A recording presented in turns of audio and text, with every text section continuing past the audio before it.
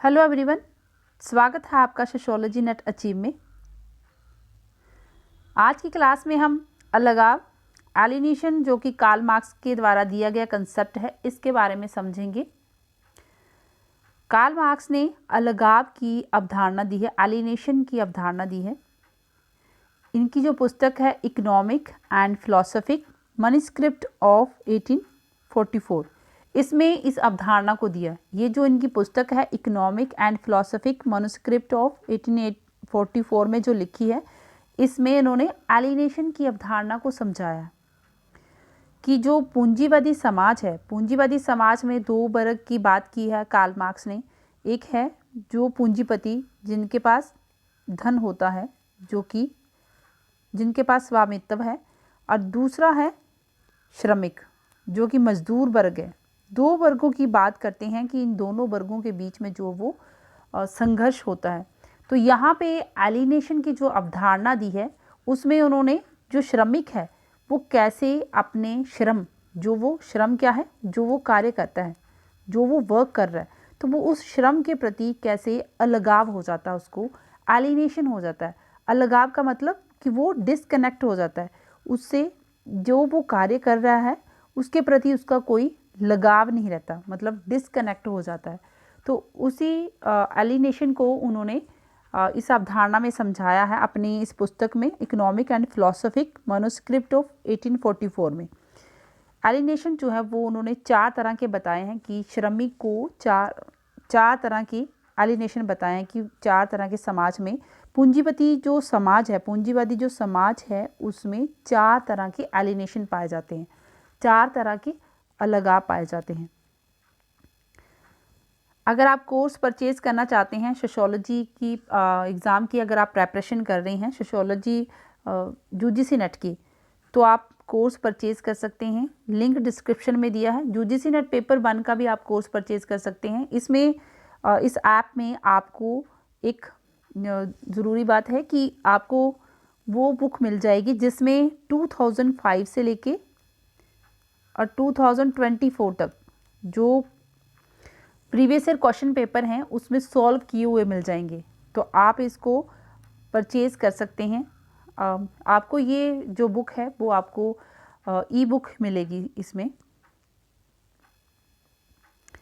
अलगाव के प्रकार हैं।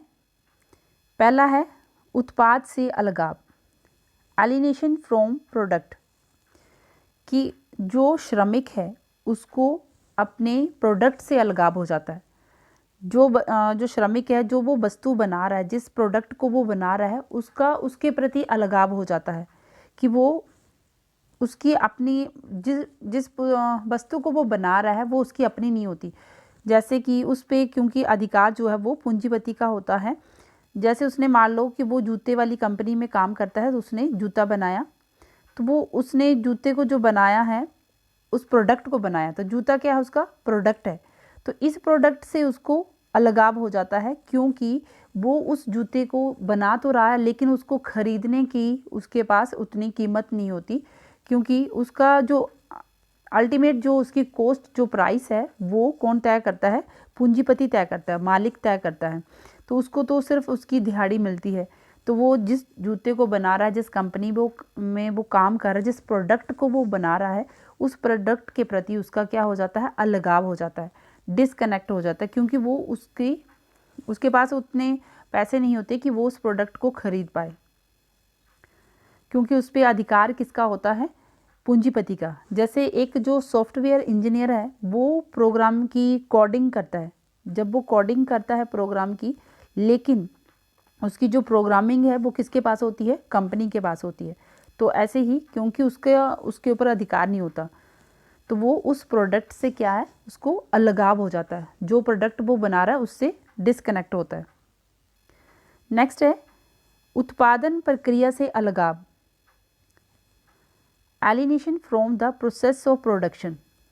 जिस प्रक्रिया से वो उत्पाद को बना रहा है, जिस प्रोडक्ट को वो बना रहा है, जो उसमें प्रक्रिया पूरी की जा रही है, उस प्रक्रिया से वो नाखुश है, उस प्रक्रिया से वो उसका अलगाव हो जाता है।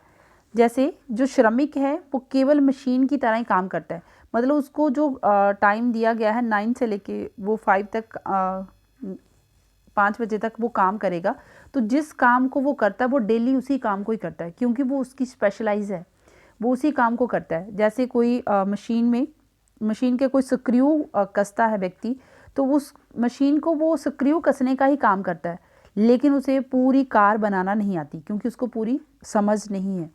तो उस प्रोसेस से भी उसका क्या हो जाता है, अलगाव हो जाता है, क्योंकि वो जिस काम को कर रहा है, जिसमें उसकी स्पेशलाइज है, तो बाद में वो जो एंड में रिजल्ट निकल के आता है, जो प्रोडक्ट, जैसे मान लो वो कार बन के आ गई, लेकिन उसको पूरी कार बनाने की समझ नहीं है, क्योंकि वो सिर्फ स्क्रू कसने का ही काम कर रहा है।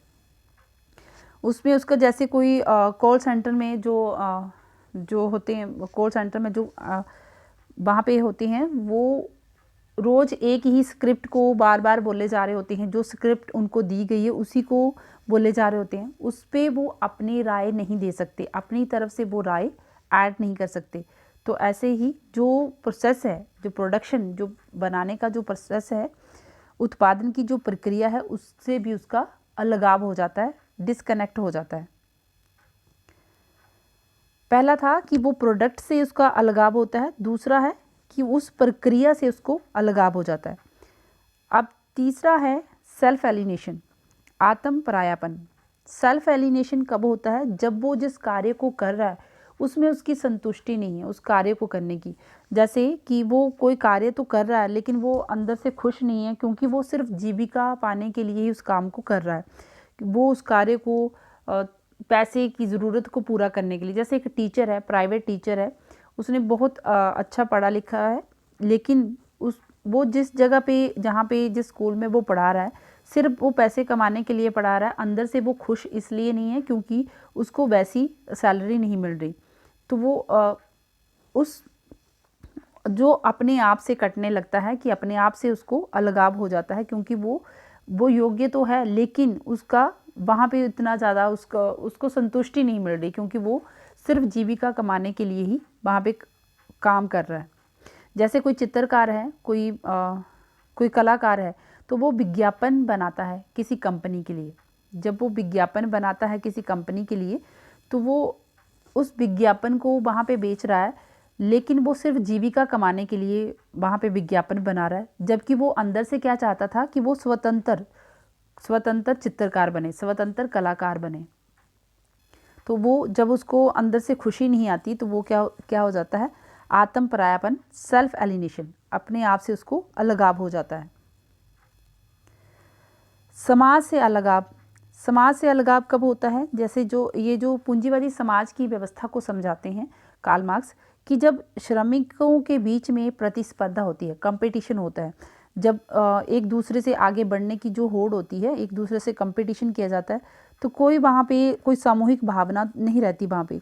तो हर कोई एक दूसरे से आगे बढ़ना चाह रहा है, आगे बढ़ने की होड़ में एक दूसरे को पीछे छोड़ने की कोशिश में वो सिर्फ अपना ही लाभ देखता है, व्यक्ति से कोई पर्सनली उसका जो प्राइमरी संबंध है वो ख़त्म होना शुरू हो जाते हैं, जिस कारण वो समाज से भी कटने लगता है, क्योंकि वो जहाँ तक कि वो जो व्यक्ति है वो इतना सक्सेसफुल होना चाह रहा है, इतना सक्सेसफुल होता है कि उसको अपने आस पड़ोसियों के बारे में भी नहीं पता होता, उनसे भी कोई लगाव नहीं रहता। इस तरह से वो अपनी सोसाइटी से कटने लगता है, तो ये समाज से उसका अलगाव हो जाता है।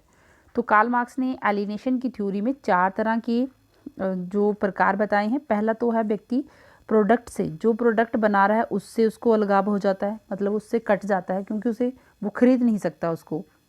दूसरा जो प्रोसेस है, उस प्रोडक्ट को बनाने का जो प्रोसेस है, उससे उसको अलगाव हो जाता है, क्योंकि वो उसी काम को बार बार करे जा रहा है।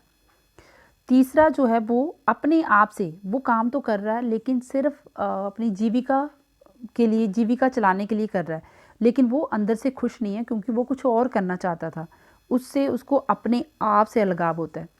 और चौथा जो है वो समाज से, जब वो प्रतिस्पर्धा करता है, अपने काम की तरफ ही ध्यान देता है, तो वो अपने आसपास के जो उसके वेलफेयर में, जो उसके मनोरंजन में उसके लिए हेल्पफुल होंगे, उनको छोड़ता है। जैसे मान लो वो आस पड़ोसी अपने रिश्तेदारों से, अपने घर वालों से जब कटने लगता है, उनकी तरफ ध्यान नहीं देता, तो वो धीरे धीरे समाज से भी कटने लगता है, तो उसका जो समाज से है वो भी अलगाव हो जाता है।